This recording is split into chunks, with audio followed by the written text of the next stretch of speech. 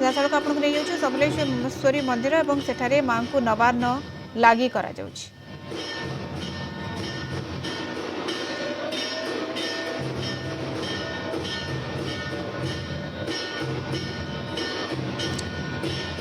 नुआखाई अवसर में माँ समलेई मंदिर में नवान्न लगी करा जाउछि। चित्र सीधासख आप देखिपुं दर्शक बंधु अवसर श्रवण पति जोड़ी होती संबलपुर सीनियर रिपोर्टर श्रवण आज माँ को नवान्न लगी कर परंपरा रही। आज नुआखाई समस्त मन में उत्साह कि चित्र देखुं गोटे भक्तिमय परिवेश रही। देखो वर्तमान जो शुभ लग्न जो रही शुभ लग्न अनुसार 9टा 12 ରୁ 9टा 27 माँ समलेश्वरी पीठ में नवान्न लगे बर्तमान नवान्न आरंभ हो माँ पीठ में नवान्न लगे हो ये जो सीधासख चित्र देखुं पूजक मैंने रही घंटा वाद्य दुलदुली बर्तमान बाजुची माँ बर्तमान माँ बर्तमान नवान्न लगी होची। यहाँ पर जो मुख्य पूजक जी अच्छा मुख्य पूजक घर जो आसी जो माँ जो भोग से भोग को माँ अर्पण कर नवान्न लगी यहाँ पर आउ जो 2 जन पूजक रही घर जो भोग आसी माँ नवान्न लगी हो 9टा 27 मिनिट पर महा आरती कर जो पूजक मैंने बाहर को बाहर माँ जो पार्श्व देवादेवी अच्छा 115 पार्श्व देवादेवी नवान्न लगी हे जेहेतु पूर्व सब प्रकार प्रस्तुति सरी सारी चलित वर्ष जेहेतु सका 9टा बहुत शीघ्र जो शुभ लग्न निर्घंट होता परंपरा गुड़ी जो पूजक मैंने जो करते पंडित मैंने जो लग्न धार्य करते से लग्न धार्य अनुसार बर्तमान माँ समलेश्वरी निकट में नवान्न लगी होपर बर्तमान सारा पश्चिम ओडिशा रे बर्तमान घरे घरे बर्तमान जेहेतु माँ नवान्न लगी है ठीक आउ किसी समय पर नवान्न घरे घरे इष्ट देवादेवी पूजा करेंगे घर जो बड़ मैंने रही पूजा करेंगे यापर परिवार सह मिसी नवान्न ग्रहण कर आउ किसी समय जो अपेक्षा जो रही पूजक मैंने बाहर को बाहर महा आरती बर्तमान सब भक्त मैंने ने 12टा 25 मिनिट जो समय रही 12टा 25 मिनिट माननीय मुख्यमंत्री माँ को दर्शन करेंगे एठार नवान्न खाइबार योजना रही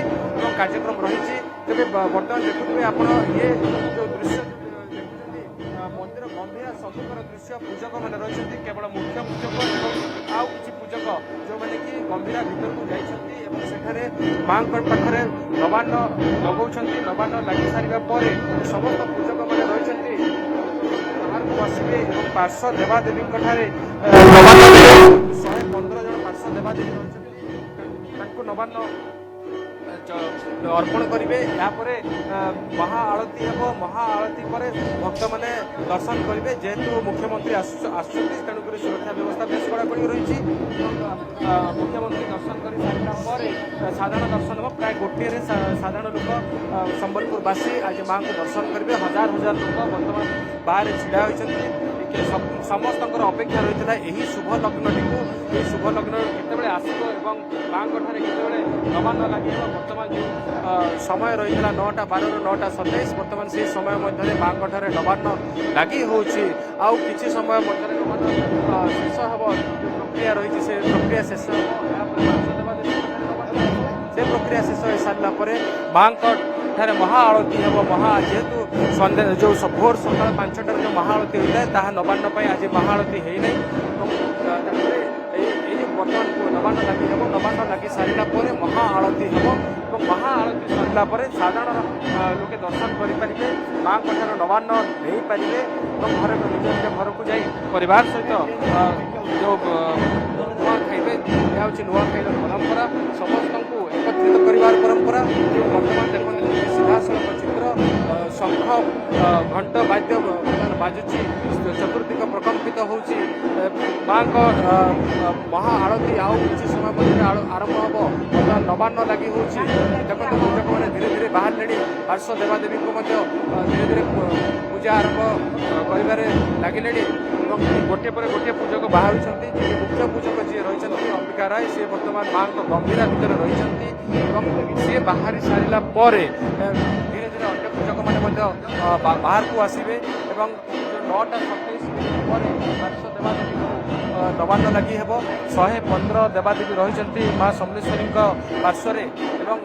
ସମସ୍ତଙ୍କୁ ବର୍ତ୍ତମାନ ନବାନ୍ନ ଲଗାଯିବ। ସେଇଭଳି ଭାବରେ ମା ପାଟଣେଶ୍ୱରୀ ଯିଏ ଅଛନ୍ତି ମା ପାଟଣେଶ୍ୱରୀଙ୍କ ମଧ୍ୟ ନବାନ୍ନ ଲାଗି ହେଉଛି। ବର୍ତ୍ତମାନ ମା ସମଲେଶ୍ୱରୀଙ୍କର କୁହାଯାଏ ସେ ଭଉଣୀ ଏବଂ ତାଙ୍କୁ ମଧ୍ୟ ବର୍ତ୍ତମାନ ନବାନ୍ନ ଲାଗି କରୁଛନ୍ତି କିଛି ପୂଜକ ଏବଂ ବର୍ତ୍ତମାନ ଚାଲିଛି ମାଙ୍କ ଗମ୍ଭୀରା ଭିତରେ ପୂଜାର୍ଚ୍ଚନା ଚାଲିଛି। ମାଙ୍କ ଠାରେ ନବାନ୍ନ ଲାଗିଛି। ମାଙ୍କର ସବୁଠୁ ପ୍ରିୟ ନୂଆଖାଇରେ ଯେଉଁ କୁହାଯାଏ ସାରୁ ଶାଗକୁ ମଧ୍ୟ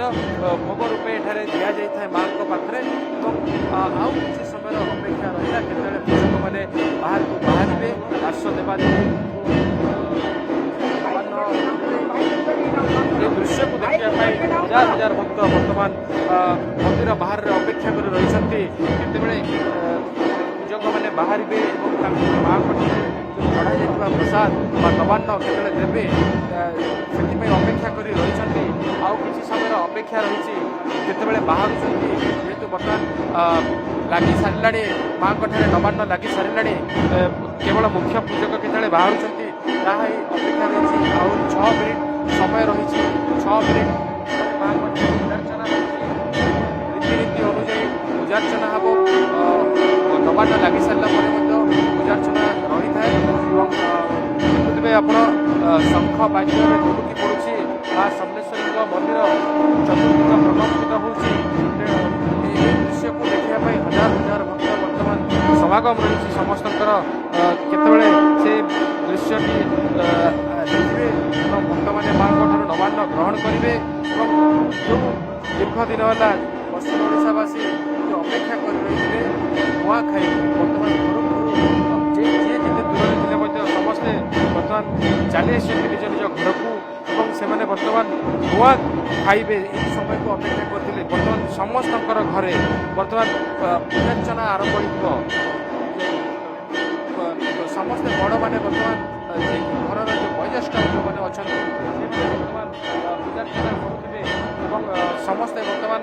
ଘରର ପୁରା ପରିବାର ସହିତ ମିଶି ବର୍ତ୍ତମାନ ଗୋଟିଏ ସ୍ଥାନରେ ଏକତ୍ରିତ ହୋଇ ରହିବେ। ମାଙ୍କ ଠାରେ ଯେମିତି ନବାନ୍ନ ଲାଗିବ ନବାନ୍ନ ସରିଲା ପରେ ଘରେ ଘରେ ପୂଜା ହେବ ଏବଂ ପୂଜା ସରିଲା ପରେ ସମସ୍ତେ ନବାନ୍ନ ଭକ୍ଷଣ କରିବେ ଏବଂ ଯେଉଁ ପରମ୍ପରା ରହିଛି ନୂଆଖାଇ ଗୋଟେ ଭାଇଚାରାର ପର୍ବ ଏବଂ ଯିଏ ଯେଉଁଠି ଥାଉ ନା କାହିଁକି ଏଇ ଗୋଟିଏ ଦିନରେ ସମସ୍ତେ ଏକତ୍ରିତ ହୁଅନ୍ତି। ଦେଶ ବିଦେଶ ଯେଉଁମାନେ ରହୁଛନ୍ତି ସେମାନେ ମଧ୍ୟ ଚାଲି ଆସନ୍ତି ଏହି ସ୍ଥାନକୁ। କେବଳ ଯେଉଁ ତାଙ୍କର ଯେଉଁ ଯୌଥ ପରିବାର ହଉ ବା ଛୋଟ ପରିବାର ହଉ ସମସ୍ତେ ଗୋଟିଏ ସ୍ଥାନରେ ବସି ଖାଆନ୍ତି। ନୂଆଖାଇ ଏହା ଜତଉଛି ଏ ପରିବାରକୁ ବାନ୍ଧି ରଖିବାରେ ନୂଆଖାଇ କେତେ ସଫଳ ହୋଇଛି ସାରା ପଶ୍ଚିମ ଓଡ଼ିଶାରେ ଏବଂ ଯଦି ମା ସମଲେଶ୍ୱରୀଙ୍କର କଥା କହିବା ସାରା ପଶ୍ଚିମ ଓଡ଼ିଶାବାସୀ ଆଜି ଅପେକ୍ଷା କରି ରହିଛନ୍ତି କେତେବେଳେ ମାଙ୍କ ଠାରେ ସେ ନବାନ୍ନ ଲାଗିବ ଏବଂ ଆମେ ଘରେ ବସି ଏକତ୍ରିତ ହୋଇ ନବାନ୍ନକୁ ଖାଇବୁ ସମସ୍ତେ ମାଙ୍କ। ସିଧାସଳଖ ଦେଖୁଥିଲେ ସମଲେଶ୍ୱରୀ ମନ୍ଦିରରେ ନବାନ୍ନ ଲାଗି କରାଯାଉଛି ମାଙ୍କ ନିକଟରେ। ଇଏ ସିଧା ଚିତ୍ର ଆପଣ ଦେଖୁଥିଲେ ପଶ୍ଚିମ ଓଡ଼ିଶାର ଆଜି ନୂଆଖାଇ ପର୍ବ ଅବସରରେ।